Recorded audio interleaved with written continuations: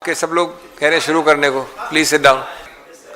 तो मैं आज उल्टा करता हूँ, मैं इंग्लिश में पहले करता हूँ। नॉर्मली हिंदी में करते हैं, इंग्लिश में करते हैं। यहाँ रख दो, इधर रख दो, यहाँ रख दो। Just one second, thank you.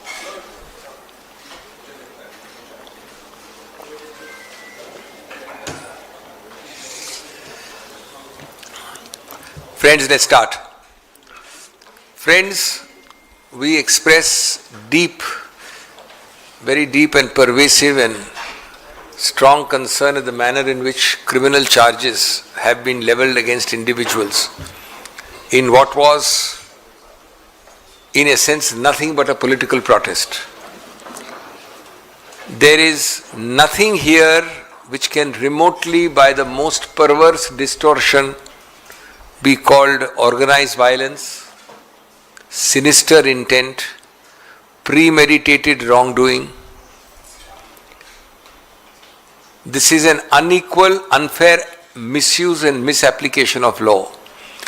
Now, I am giving you a view.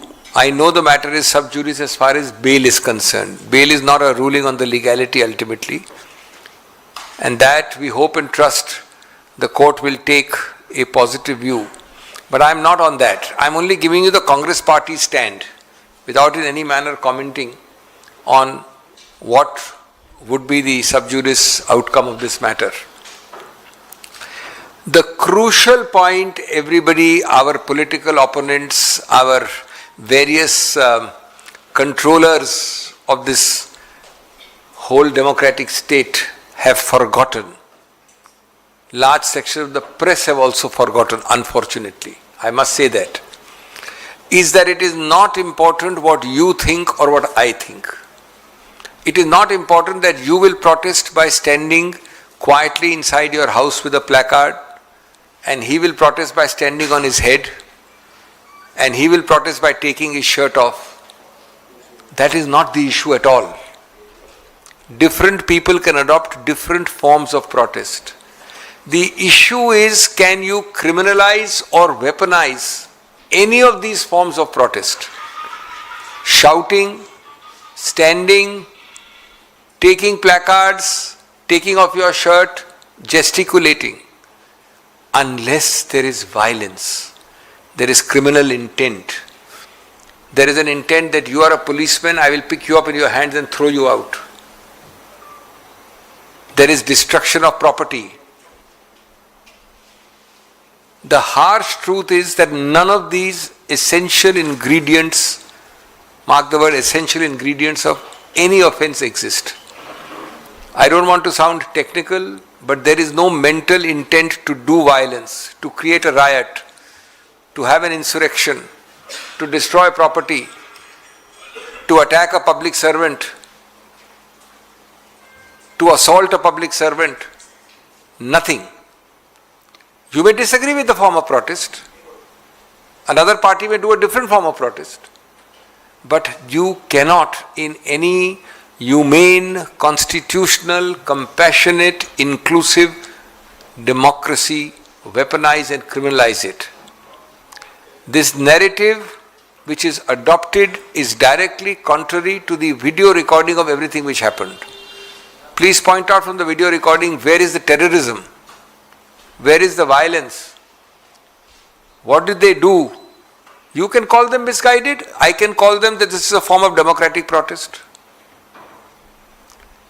And the Indian National Congress, the Indian Youth Congress reiterates that peaceful protest, and the operational word is non-violent protest. Ultimately, Mahatma Gandhi adopted various forms of non-violent protest. Many people did not agree with him, and even today some people will not agree with him. That's not the point at all. Can you criminalize it? Weaponize it? The Supreme Court has said many times, and I don't want to bore you with technicality, there is a Mazdoor Kisan Shakti Sangathan judgment of 2018, one out of many. The words are very evocative. In a democracy, the right to protest is a fundamental right. It enables direct participation in public affairs where individuals and groups are able to express dissent and grievance and expose the flaws in governance They are not my words. And demand accountability from state authorities as well as powerful authorities.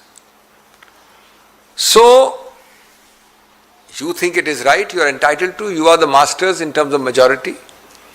But we think that farmers' rights are being trampled upon. We think that there is an unequal application of several economic issues to marginalized and backward sections of society. We believe that the government has much to hide. You can deny it all. But the question is, should these people protest inside their bedrooms? Should these people protest by standing quietly because you say the right way to protest is to stand outside the minister's house with a placard only? Now let me also bust another myth. It is wrong, as some of my esteemed friends on the ruling side have again and again tried to mislead by saying, आप अगर किसी के घर के अंदर घुस जाएं तो वो क्या अतिक्रमण नहीं होता है, ट्रेसपास नहीं होता है, गलत नहीं होता है? ये बिल्कुल अनुपयुक्त उदाहरण है। कोई किसी के घर में नहीं घुसा, घर होता है private property. Bharat Mandapam private property नहीं है। भारत मंडपम एक पब्लिक प्लेस है, सार्वजनिक जगह है। हाँ, ये बात जरूर है कि उसके 3 भाग हैं। एक अंदर है जहां समारोह होता है, एक एकदम बाहर है बिल्डिंग के, और बीच में एक दालान है, एक पोर्टिको है, एक लॉबी है। उसको आप सबसे ज्यादा कहें तो सेमी पब्लिक प्लेस कह सकते हैं, सेमी सार्वजनिक। उसको घर के साथ एनालॉजी देना कोई उपयुक्त होता है?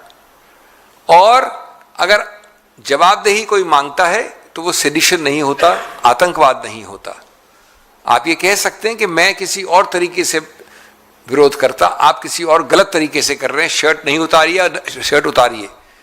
ये 2 मत हो सकते हैं, लेकिन इनमें से कोई भी फौजदारी, कोई भी कानून, क्रिमिनल कोई भी उल्लंघन नहीं कह सकते। मैं आपको थोड़ा सा तकनीकी आपके जरिए कुछ कहना चाहता हूं।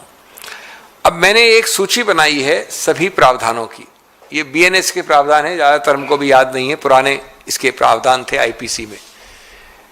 अब 121 voluntarily causing hurt and grievous hurt, 132 assault or criminal force to deter a public servant. Mark my words, huh? Voluntarily causing hurt, grievous hurt to a public servant. जरा मुझे बताएं कहां किसको क्या ऐसा हुआ है? मुझे एक तो उदाहरण दे दीजिए आप।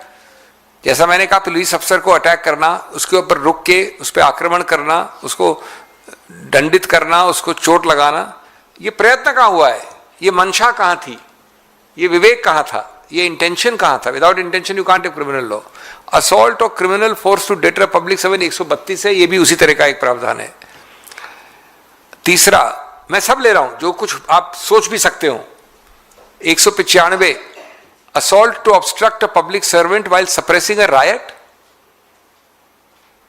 यानी आप पब्लिक सर्वेंट एक रायट को रोक रहे हैं, उसमें मैं आपके ऊपर अटैक आक्रमण कर रहा हूं। इन बेचारे बच्चों के तो दिमाग में भी नहीं आया ये करना, तो दूर, प्रयत्न करना तो दूर। 221 obstructing public servant in the discharge of public functions. हाँ, मैंने हमला किया, मैंने विरोध किया, मैंने आपको ऑब्स्ट्रक्ट कहां किया, अवरुद्ध कहां किया? बल्कि आपने पकड़ के मेरे को बाहर ले गया, मैं कुछ नहीं कर पाया। डिसोबीडियंस टू, ये 223, disobedience to duly promulgated order.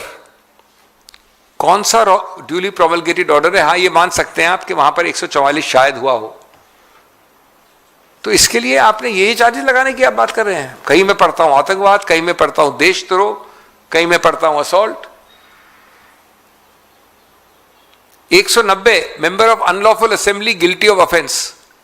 कई लोगों को कॉन्स्पिरेसी की चार्ज में पकड़ा गया है क्योंकि वो वहां थे नहीं। मैं वहां था नहीं, मेरे जैसा कि राहुल गांधी जी ने कहा, बब्बर शेर वहां पर कुछ कह रहे थे, आपके हिसाब से गलत तरीके से, हमारे हिसाब से सही तरीके से। उनको आपने मेंबर ऑफ अनलॉफुल असेंबली या कॉन्स्पिरेसी में घेर लिया। तब तो कांग्रेस पार्टी का हर व्यक्ति कॉन्स्पिरेसी में पकड़ा जाता था। हम सब कांग्रेस पार्टी के सिपाही हैं और उसका एक जो मुद्दा है उसको हम रखते हैं सामने। Promoting enmity between groups prejudicial to harm, जो पुराना होता था 153 अलग अलग समुदायों के बीच में। क्या किया भाई इन लोगों ने? इनका एक तो स्लोगन दिखाइए जो टीवी में है सब कुछ, इम्प्यूटेशंस प्रेजुडिशियल टू नेशनल इंटीग्रेशन। इनके मत के अनुसार कृषक, आर्थिक, रोजगार मुद्दे राष्ट्रीय इंटीग्रेशन के हक में हैं, न कि उसके विरुद्ध में हैं। कॉमन इंटेंशन, क्या कॉमन इंटेंशन था? किस चीज का इंटेंशन था? कौन सी हिंसा का इंटेंशन था? क्रिमिनल कॉन्स्पिरेसी इत्यादि इत्यादि। इसीलिए श्री राहुल गांधी पूर्व अध्यक्ष ने सही कहा था। मैं एक बार पढ़ना चाहूंगा, आपने पढ़ा है, उनको ट्विटर में भी कहा, बाहर भी कहा है। आज भारत में कॉम्प्रोमाइज्ड पीएम के राज में शांतिपूर्वक, शांतिपूर्ण विरोध करना ही सबसे बड़ा अपराध बन गया है। दुनिया के सबसे बड़े लोकतंत्र को धीरे धीरे ऐसी दिशा में धकेला जा रहा है जहां असहमति देशद्रोह है, सवाल पूछना साजिश करना है। सोचिए, मुद्दा कोई भी हो, अगर आप सत्ता के विरुद्ध बोलते हैं तो आप देश के विरुद्ध बोल रहे हैं। सत्ता के विरुद्ध आप आवाज उठाते हैं तो लाठी, मुकदमा और जेल, लाठी, मुकदमा और जेल, ये करीब करीब लगभग तय है। पेपर लीक से त्रस्त युवाओं ने अपने भविष्य के लिए आवाज उठाई, जवाब क्या मिला? लाठियां। देश की गौरवशाली महिला पहलवानों ने बीजेपी के प्रभावशाली नेता पर लगे गंभीर आरोपों की निष्पक्ष जांच मांगी थी। ये चीजें हमारी संस्थापिक स्मृति से हट जाती हैं, हमारी जो स्मृति है बहुत जल्दी धूमिल हो जाती है। उनकी पुकार को बदनाम किया गया, आंदोलन को कुचला गया और उन्हें सड़कों से जबरन हटाया गया।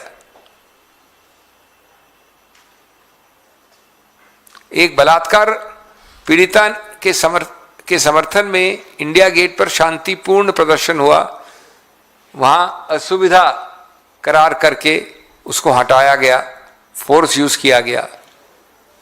यूएस कांग्रेस ने देश को अहित में जो किया गया है यूएस ट्रेड डील, उसको शांतिपूर्वक विरोध किया तो उन्हें देश विरोधी कहा गया।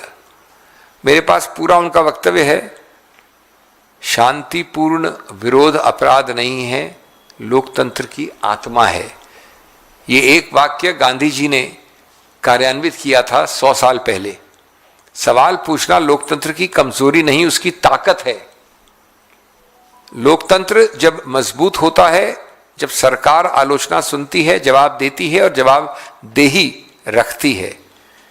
हम भारत में हैं, इस गौरवशाली देश में हैं और यहाँ के गौरवान्वित नागरिक हैं। हम नॉर्थ कोरिया में नहीं हैं। और ये समझना आवश्यक इसलिए है क्योंकि इस सरकार की पहचान पिछले 10-11 साल से हर संस्था में ऐसी रही है। आखिर कभी पहले आपने सुना कि 150-140 सांसद को एक साथ निरस्त या निलंबित किया गया?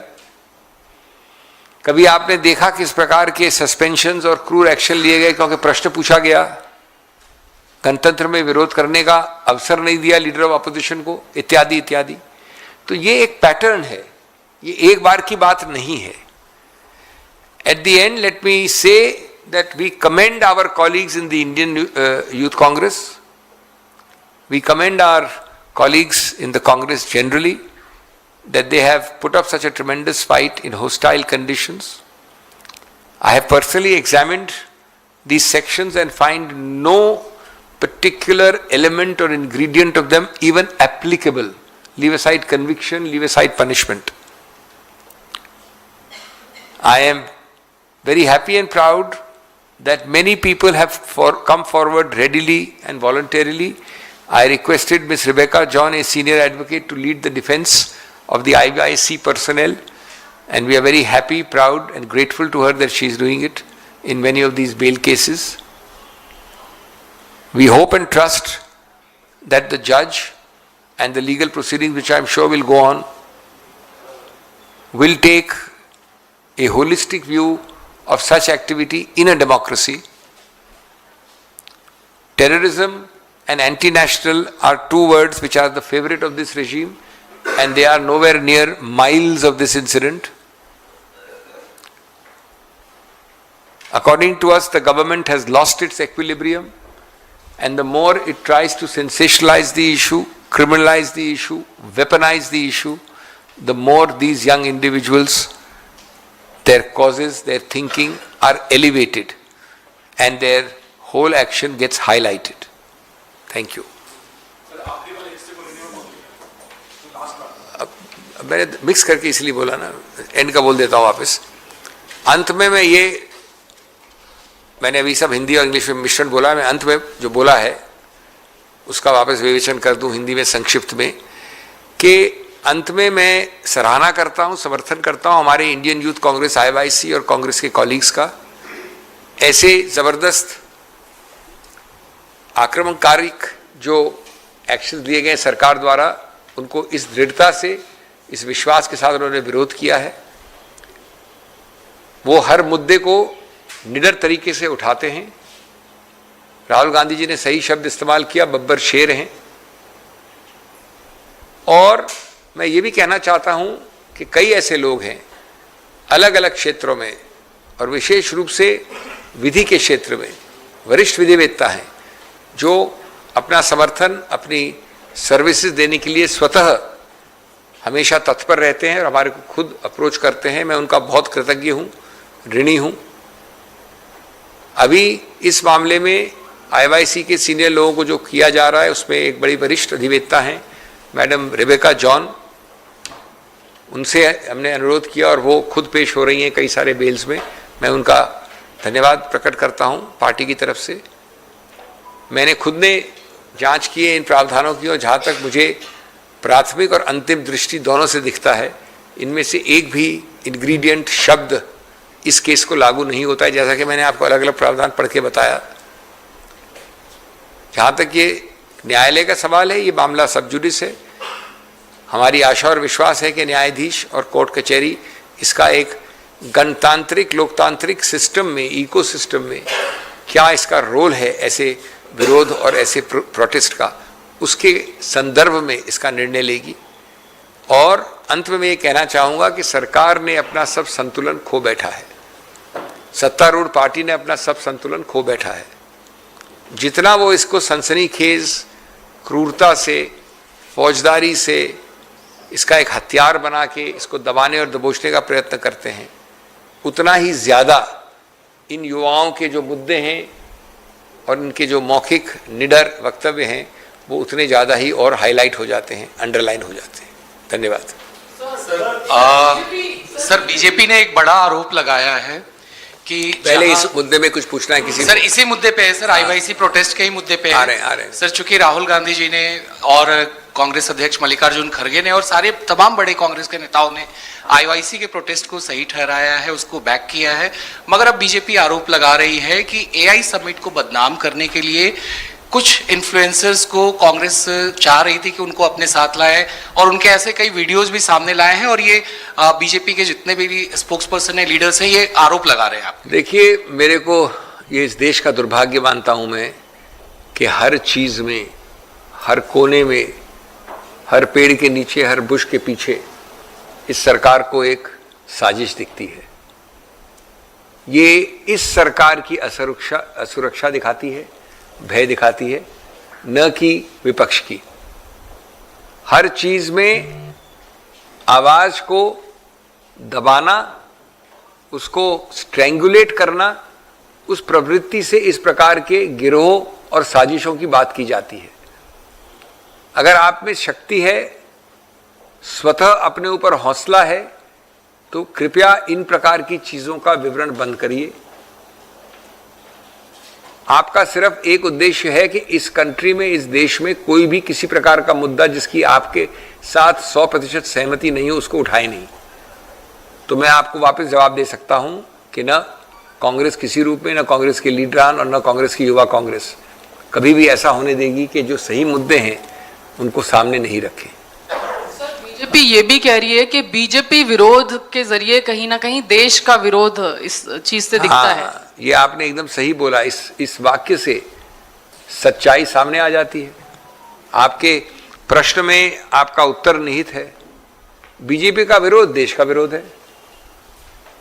बीजेपी सब कुछ है। ये देश, उसकी अस्मिता, उसके गणतांत्रिक उसूल, उसकी लोकतांत्रिक नियम बीजेपी के जन्मने के बाद और बीजेपी की सत्ता में आने के बाद बने हैं। जहां ऐसा इंटरसेक्शन होने लगता है अहंकार का और एक ऐसी फीलिंग का कि हम कोई गलती नहीं कर सकते, इंटरसेक्शन ऑफ एरोगेंस एंड इनफेलिबिलिटी, ये उसका परिणाम है। हम बीजेपी हैं, हम देश हैं, हम सर्वे सर्वा हैं।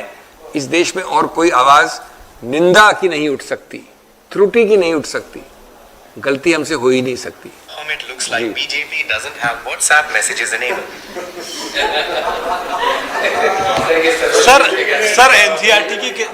सर एनसीईआरटी की किताब में जो न्यायपालिका में भ्रष्टाचार का चैप्टर आया था, उसको लेकर अब सुप्रीम कोर्ट ने अस्थायी प्रतिबंध लगा दिया। आप क्या कहेंगे? कांग्रेस मैं नहीं कह रहा हूं इसमें, मैं खुद पेश हुआ। सर कल भी पेश हुआ था, आज भी पेश हुआ हूं। जो करा है उच्चतम न्यायालय ने वो किया आपके सामने। मुझे बहुत कहना है, लेकिन मैंने वो कोर्ट में कहा है, आज भी कहा था, कल भी कहा था। मेरा यहाँ कहना उपयुक्त नहीं होगा। यद्यपि केस एक प्रकार से खत्म हो गया है, लेकिन फिर भी अभी लंबित है। लेकिन सिंघवी साहब इस तरह के जो आरोप लगते हैं, जिस तरह का ये मामला है, क्या केंद्र सरकार की छवि खराब होती है? क्योंकि इससे पहले भी कई, मैंने कहा कि मैं इस पे नहीं कहना चाहता हूं क्योंकि मैं पेश हुआ हूं। मैं एक चीज कह के बात को वापस आगे नहीं बढ़ाऊंगा। लेकिन सर उसमें धर्मेंद्र प्रधान ने कहा है, हमारा विरोध किसी रूप से इस बात पे नहीं है कि आप प्रश्न नहीं पूछ सकते न्यायपालिका से। मुद्दा है कि आप आंशिक रूप से, सिलेक्टिव रूप से न पढ़ाते हैं, न पूछते हैं, न बताते हैं कि ब्यूरोक्रेसी में क्या हो रहा है, राजनीतिक दलों में क्या हो रहा है, मिनिस्ट्रों में क्या हो रहा है। अधिकार क्षेत्र के इतने अलग अलग वर्ग हैं और एक न्यायपालिका को उठाकर ये सिखाना चाहते हैं 8वीं कक्षा के लोगों को इस मुद्दे में। ये बहुत एक सिलेक्टिव, पार्शियल, बहुत ही पीसमील और एक प्रकार से बड़ा एक, आज मैंने नहीं कहा, माननीय मुख्य न्यायाधीश ने कहा कि शायद बड़ी साजिश भी हो सकती है। जी, और आपके अलायंस पार्टनर्स हैं समाजवादी पार्टी, आरजेडी, टीएमसी, इन तमाम लोगों ने they are not impressed with the methodology और the venue that was protest. That is a narrative of the BJP.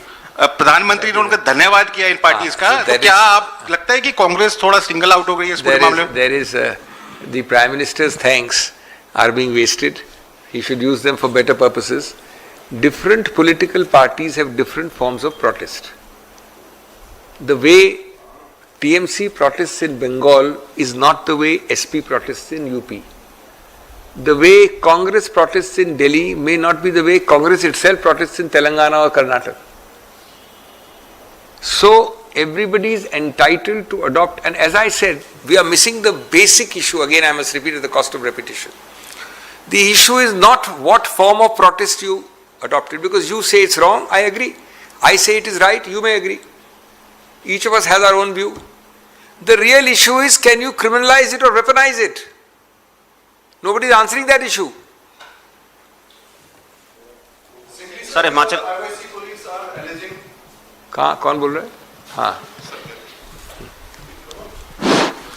Singhvi sir, your IOC colleagues, we just talked to them. They are alleging that they are being harassed from security agencies and they are being intimidated and said. Who colleagues? Don't IOC colleagues, Indian Youth Congress. Yeah. Are you aware about such thing and are you doing something? Of course they are being harassed. Some legal remedies and all. This itself is a harassment which I have just been describing for the last half an hour. This is a very serious harassment that you pick up peaceful protesters and subject them to this 4 days remand, no bail, etc.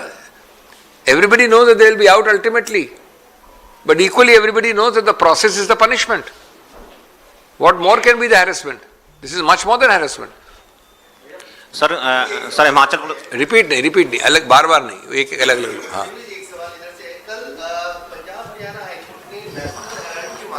now have we finished? Clean chit Have we दी है finished उसमें now? क्या, जो No, एक- clean chit की नहीं, बात। अब इसके ऊपर नहीं, इसके ऊपर और कुछ नहीं है।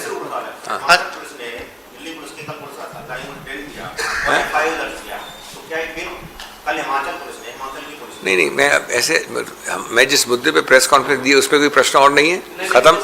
हाँ, अच्छा, अब एक मिनट, अब उसके अलावा मैं उसके बताइए, एक मिनट उसके बताइए। बार बार नहीं करिए, उसमें एक खत्म करिए मुद्दे को। ओके, मैं एक तो ये पूछना चाह रहा हूं कि जिस तरीके से निचली अदालत से रिमांड पुलिस कस्टडी आईवाईसी अध्यक्ष और बाकी कार्यकर्ताओं को दी गई है, उसको ऊपरी अदालत में आप लोग कब चुनौती दे रहे हैं? और साथ में सर एक सहयोगी दलों को लेकर के कि उन्होंने इस बात की तो निंदा की कि यूथ कांग्रेस के कार्यकर्ताओं ने भारत मंडपम में प्रदर्शन किया, लेकिन उनके खिलाफ जो कार्रवाई हो रही है, जिस पर आप सवाल खड़े कर रहे हैं, राहुल गांधी सवाल खड़े कर रहे हैं, उसको लेकर के आपके सहयोगियों ने चुप्पी साधी हुई है। क्या ऐसी यूथ कांग्रेस के शर्टलेस प्रोटेस्ट से इंडिया गठबंधन में एक दरार आ बिल्कुल गई है? आपका गलतफहमी है, दरार का सवाल नहीं उठता, किसी रूप से नहीं है। बीजेपी चाहती है कि ये नैरेटिव फैलाया जाए, इस ट्रैप पे कोई न पड़े। निश्चित रूप से समर्थन किया है कोई भी विपक्ष का अंग और सत्तारूढ़ पार्टी के भी बहुत अंग, कोई इस बात को जस्टिफाई नहीं करता। मैं रिपीट कर रहा हूं, कोई भी नहीं। ये बात अलग है कि आप सत्तारूढ़ पार्टी में बोल नहीं सकते, दबी आवाजों में हमको सब बताते हैं कि इस प्रकार से इन बच्चों को क्रिमिनल प्रोसीडिंग में डालना सही है या उपयुक्त है या समर्थन करते हो, एक कोई वर्ग नहीं है ऐसा। और आपने चैलेंज वैलेंज का बात तो इतने मैंने अच्छे अच्छे लोगों को इसमें लगाया है, रेबेका जॉन जी निर्णित करेंगे, निर्णय नहीं आया उससे पहले ऊपर कहाँ से जाना शुरू हो जाएंगे। सिंघवी जी, मेरा सवाल वही है कि कल जो फैसला आया है नेशनल हेराल्ड के पंचकुला मामले में, उसको किस तरह से आप देखते हैं, जो क्लीन चिट दी गई है? देखिए, मैंने तो बार बार इस पे प्रेस कॉन्फ्रेंस दिया, मैं उसको दोहराना नहीं चाहता। जहां पर कोई प्रॉपर्टी का स्थानांतरण नहीं हुआ और आप नॉर्मल क्राइम में अलॉटमेंट्स के प्रोसीजर के ऊपर करते हैं वगैरह, तो ये एक प्रक्रिया चल रही है। जो सत्तारूढ़ पार्टी है या केंद्र सरकार है, उनका भी उद्देश्य ये